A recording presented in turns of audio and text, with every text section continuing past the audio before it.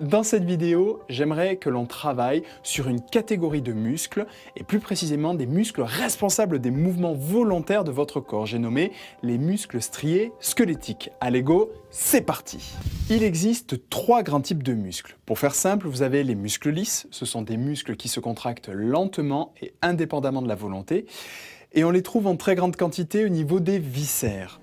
Et ils sont responsables, par exemple, grâce à leur contraction, de la progression de votre repas dans votre tube digestif. Une deuxième catégorie de muscles est ce que l'on appelle le muscle strié cardiaque, que l'on ne retrouve qu'au niveau du cœur et qui, grâce à leur contraction, permettent la circulation du sang. Enfin, troisième et dernière catégorie, ce sont les muscles striés squelettiques, responsables des mouvements volontaires de votre corps. Et c'est dans cette catégorie-là que nous allons maintenant parler dans cette vidéo. Les muscles squelettiques représentent entre 28 et 35% de la masse totale du corps humain. Ils sont capables de se contracter et donc de se raccourcir et de se relâcher, permettant ainsi les mouvements. Regardons tout cela de plus près.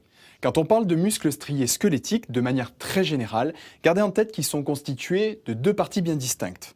Des tendons, donc des tendons à chaque extrémité, attachés aux os en blanc sur le schéma à votre écran, avec au milieu une partie beaucoup plus épaisse, de couleur rouge et élastique. C'est toute la partie contractile. Et lorsque vous avez une contraction, le muscle strié squelettique s'épaissit et se raccourcit. Cela provoque une traction sur les tendons, ce qui engendre le déplacement des os au niveau de l'articulation. Regardez sur cette animation, vous voyez ici le biceps au-dessus. En se contractant, il s'épaissit, il se raccourcit, engendrant, via une traction sur les tendons, le déplacement des os. Vous avez ici un mouvement de flexion de l'avant-bras sur le bras.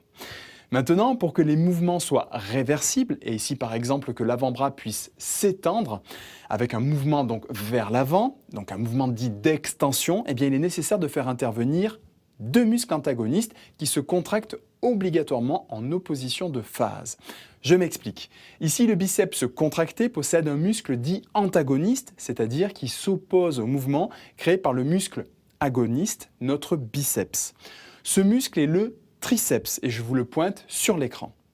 Et donc, dire que nos muscles se contractent en opposition de phase signifie ici que lorsque le biceps est contracté, le triceps est relâché. Vous voyez qu'il est bien étiré alors que le biceps est contracté et bien épais. Puis maintenant, avec le mouvement inverse de flexion, vous voyez le biceps relâché et le triceps contracté. Maintenant, il est bien épais. C'est ça cette opposition de phase. L'un contracté, l'agoniste, et son antagoniste relâché, et vice-versa. Bien, je vous propose d'étudier maintenant l'organisation d'un muscle strié squelettique. Alors, sur votre écran, vous avez une vue externe du muscle. Ici, c'est comme si vous regardiez votre avant-bras sans la peau. Vous voyez la présence de vaisseaux sanguins. Ces muscles sont très irrigués.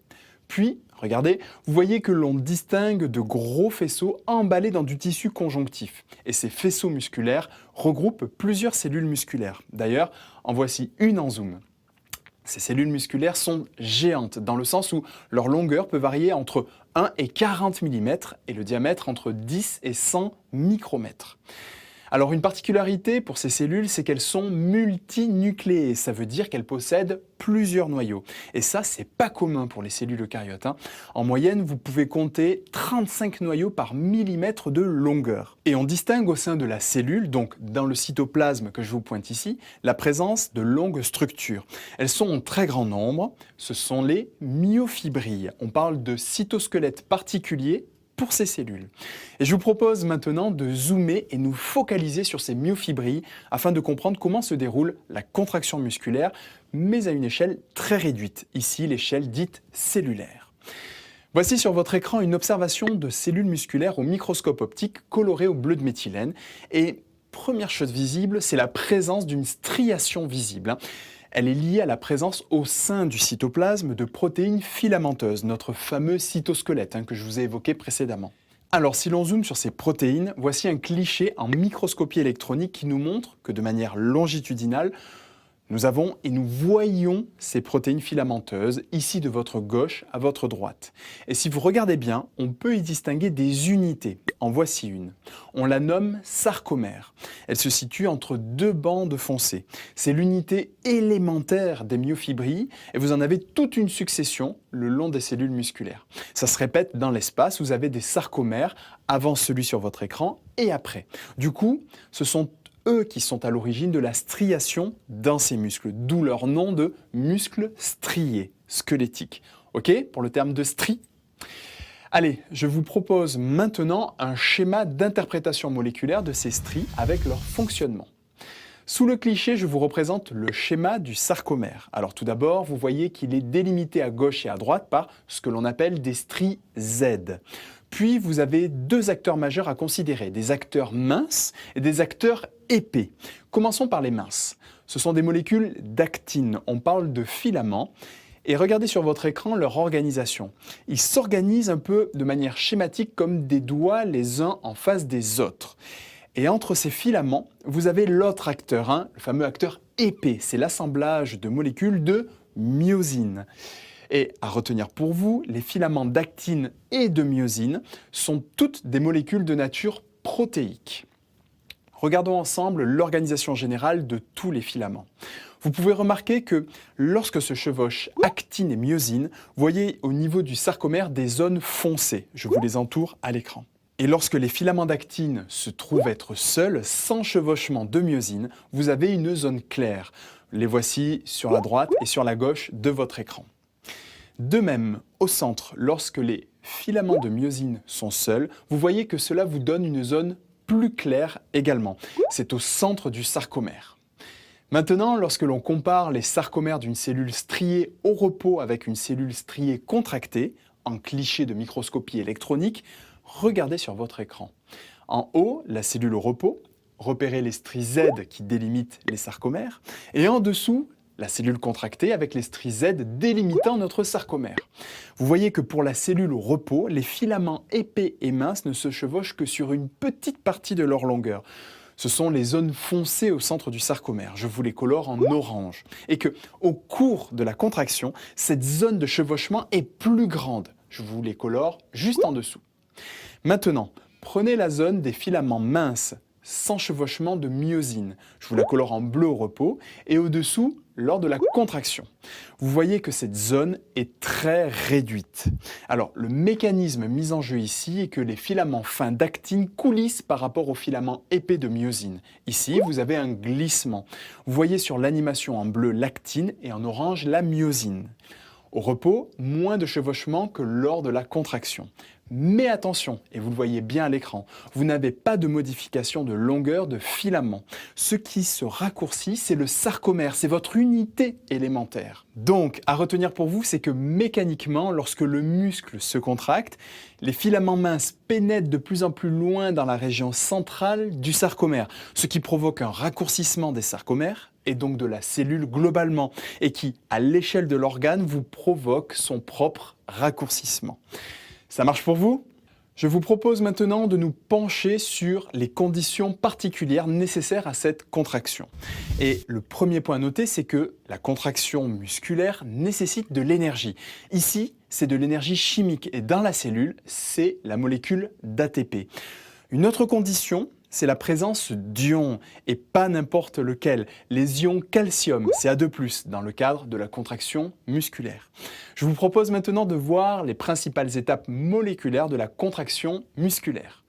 Alors sur votre écran, je vous place notre système actine-myosine, et nous allons nous rapprocher, nous allons zoomer et nous retrouver très proches des myofilaments. Nous zoomons sur la partie droite du sarcomère, et en bleu, ce sont les filaments d'actine. Et entre ces filaments, ici en rouge, ce sont les filaments de myosine. Alors, vous en avez un très grand nombre regroupés ensemble. Je vous en sépare un. Vous voyez que de près, cette myosine possède une partie antérieure appelée tête. On parle de tête de myosine. Elle joue un rôle très important dans notre mécanisme de chevauchement. Allez, première étape, l'actine et la myosine ne sont pas en interaction, elles ne se touchent pas. Puis vous avez une réaction d'hydrolyse de l'ATP en ADP plus PI au niveau de la tête de myosine. Donc Ici, une réaction chimique qui provoque un changement de la forme de la tête de myosine. On parle de changement de conformation, quand cela affecte la forme générale d'une protéine. Ici, vous avez un basculement de la tête de myosine. Deuxième étape, la tête de myosine se fixe sur l'actine. La myosine est dite alors ici armée. Troisième étape, c'est le fameux coup de force. La tête de myosine pivote vers le centre du sarcomère, entraînant avec elle le filament d'actine. Vous avez une libération de l'ADP et du PI. Enfin, quatrième étape, vous avez l'arrivée d'une molécule d'ATP, notre monnaie énergétique cellulaire, qui se fixe sur la tête de myosine. À ce moment-là, actine et myosine se décrochent physiquement. Et le cycle recommence. Ainsi, la répétition de ces 4 étapes conduit à la contraction complète du sarcomère. Le raccourcissement de chaque sarcomère se répercute sur la totalité de la myofibrie, diminuant alors la longueur de la cellule musculaire et donc du muscle, ce qui explique le raccourcissement global du muscle visible à l'œil nu. Malheureusement, comme beaucoup d'autres organes, les muscles peuvent être atteints de troubles et il en existe un en particulier qui correspond à une dégénérescence des cellules musculaires. C'est une très grave maladie qui commence par des faiblesses musculaires vers l'âge de 3 ans et qui s'aggrave progressivement avec l'âge jusqu'à provoquer des déformations et des contractures invalidantes graves. Cette dégénérescence musculaire est malheureusement irréversible. Il s'agit de la myopathie de Duchenne. Sur cet arbre généalogique d'une famille présentant des cas de myopathie de Duchenne, vous avez pour chaque ligne une génération. Donc ici, au total, vous pouvez compter 3 générations présentes. Et vous pouvez voir que les personnes malades sont tous des hommes. Ce sont les carrés rouges. Ici, on peut observer que cette maladie ne touche que les garçons. Actuellement en France, cette maladie touche environ un petit garçon sur 3500 naissances. Biologiquement, au niveau des cellules musculaires des patients atteints de la myopathie de Duchenne, on peut observer qu'elles ne contiennent pas de dystrophine. Alors, il s'agit d'une protéine qui peut être visualisée par des colorations spécifiques, comme vous avez par exemple ici sur votre écran. À gauche, un muscle sain et à droite, un muscle atteint de myopathie de Duchenne. Et la dystrophine, lorsqu'elle est présente, apparaît en vert fluorescent. Vous voyez qu'à droite, on ne décèle pas de vert fluorescent autour des cellules comme vous l'avez pour le muscle sain. Cette dystrophine est normalement présente dans la membrane plasmique des cellules musculaires. Regardez ici sur ce schéma de cellules musculaires. Voici la membrane plasmique d'une cellule musculaire avec à l'extérieur et l'intérieur de la cellule. C'est bon pour vous. Et ici, vous avez la dystrophine. Elle lie les myofilaments présents à l'intérieur de la cellule à la membrane plasmique par l'intermédiaire d'un complexe protéique lui-même attaché aux protéines à l'extérieur de la cellule. C'est ce que l'on appelle la matrice extracellulaire. Cette dystrophine protège ainsi l'intégrité de la membrane plasmique au cours des cycles contraction-relâchement. Sans cette protéine, petit à petit, au cours des cycles de contraction-relâchement, la membrane plasmique finit par céder. La guérison est actuellement impossible et les traitements palliatifs accompagnent les malades jusqu'à leur décès vers 30 à 40 ans.